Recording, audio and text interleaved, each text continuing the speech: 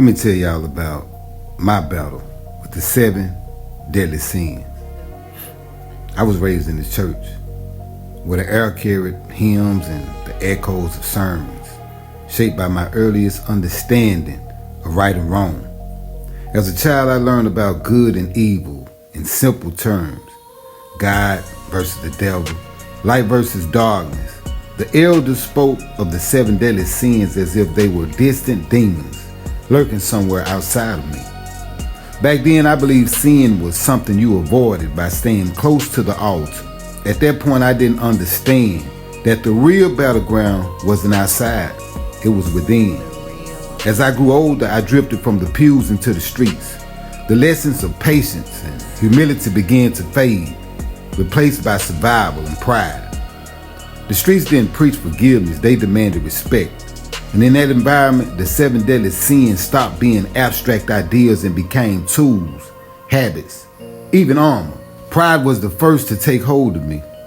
It told me I had something to prove, that I couldn't be seen as weak. Wrath was closely behind, fueling my reactions and justifying my anger. In a place where disrespect could cost you everything, wrath felt like protection, but in truth it was poison, slowly consuming my peace. Then greed crept in quietly. It disguised itself as ambition, as hunger to have more than what I was given. I chased money, I chased status, and I chased validation, believing they would fill the emptiness inside of me. And then lust couldn't be that far behind. Yeah, lust started blinding my judgment and distorting my understanding of love and connection. What I thought was pleasure often left me feeling more hollow than before. Envy and gluttony joined the cycle, feeding comparisons and overindulgence. I looked at others and measured my worth against theirs. Never satisfied, always wanting more. And sloth, although it seemed harmless, showed up as neglect. Neglect of my purpose, my growth, and my soul. Eventually, the streets led me to prison.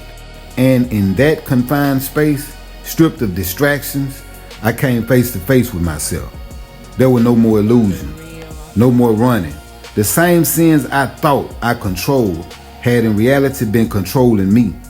Each one revealed itself not as an external force, but as a pattern within my own mind and behavior. Prison became a mirror. In that reflection, I saw the damage done, not just to others, but to my own spirit. And in that stillness, something began to shift. The same teachings I had heard as a child started to resurface, but now with deeper meaning. I began to understand that the battle with the 7 deadly sins wasn't about perfection. It was about awareness and discipline. My spiritual awakening didn't happen overnight.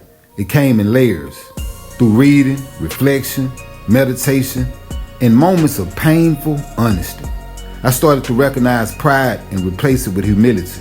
I learned to pause in moments of anger, confronting wrath instead of feeding it. I began to redefine wealth, seeing that true richness came from peace, not possessions.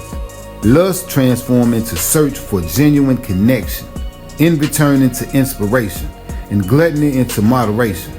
Even sloth, once overlooked, became an area of growth as I learned the value of purpose and consistent effort.